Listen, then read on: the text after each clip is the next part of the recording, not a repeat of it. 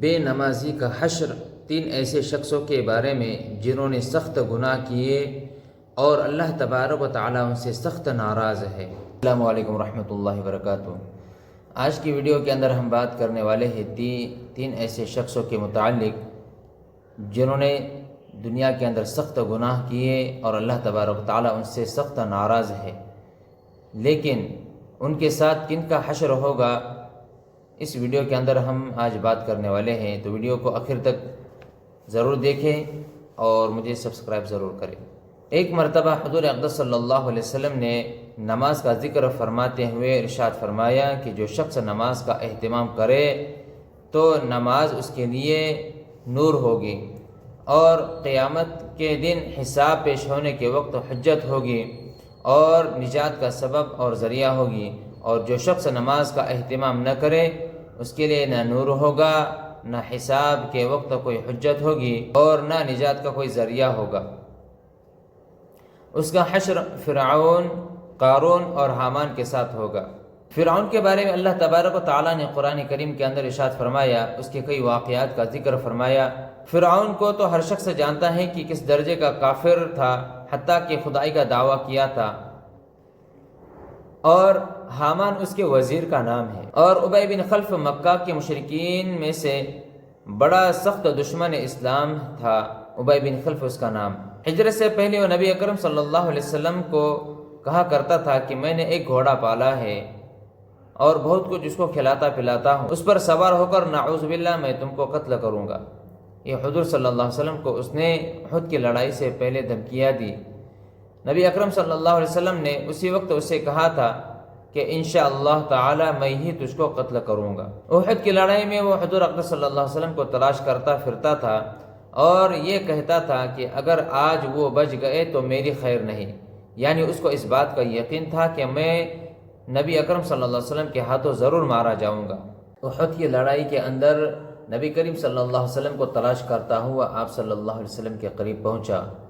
تو صحابہ نے چاہا کہ اس کو تیر تلوار سے دور سے ہی ختم کیا جائے، لیکن نبی صلی اللہ علیہ وسلم نے کہا کہ اس کو قریب آنے دو۔ جب وہ قریب ہوا تو نبی صلی اللہ علیہ وسلم نے ایک صحابی کے ہاتھ سے برچھا لے کر اس کو مارا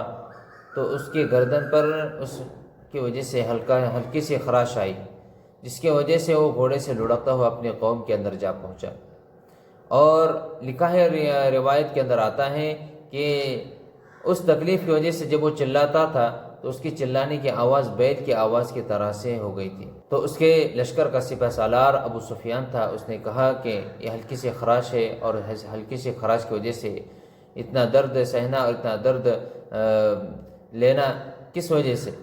کہ تم تو بادشاہ ہو، تم تو بڑے ہو، طاقتور ہو۔ اس طریقے سے اس نے جو ہے تو ہمت بھی دلائی اور عار بھی دلائی، لیکن اس نے کہا کہ قسم خدا کی، اور مکہ کے بڑے دو بت تھے، اس کی قسم کھائی اور یوں کہا کہ ان کی قسم اگر یہ تکلیف سارے حجاز والوں کو یعنی سارے مکہ والوں کو دی جائے تو سب کے سب ہلاک ہو جائے۔